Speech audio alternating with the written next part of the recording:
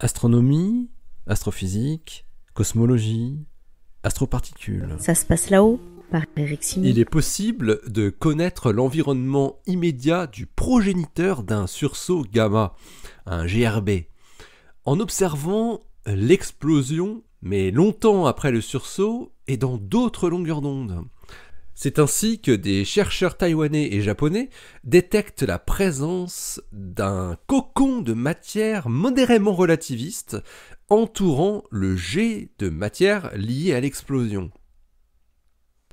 Une étude parue dans The Astrophysical Journal Letters.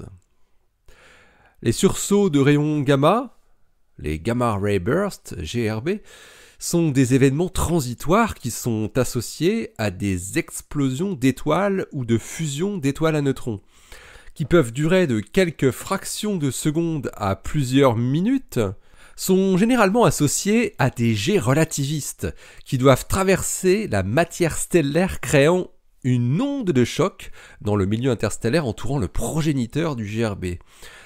Mais Wei-Ju Chen et ses collaborateurs ne se contentent pas de détecter la trace de ce jet relativiste de GRB 160623A, un sursaut gamma apparu le 23 juin 2016 dans les détecteurs CALET, le Calorimetric Electron Telescope installé sur l'ISS, et dans celui de Fermilat en orbite.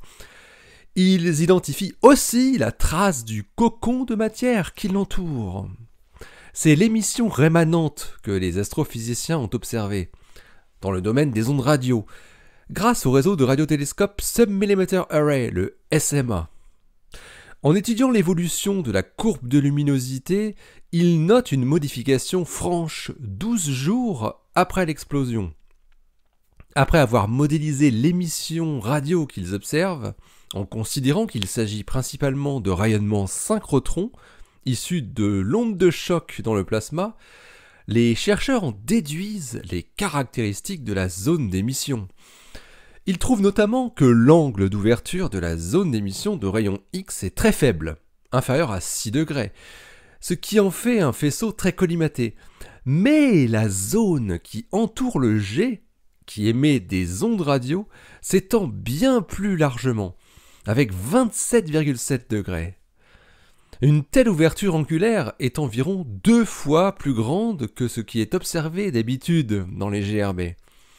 Chen et ses collaborateurs ont conclu que le rayonnement qu'ils observent provient en fait d'un cocon de matière choqué en mouvement relativiste. Jusqu'à aujourd'hui, seuls 5 autres spécimens de GRB ont pu être observés arborant à la fois un jet ultra-relativiste et un cocon, mais un seul d'entre eux, qui s'appelait GRB 030329, avait des données variées, notamment en ondes radio.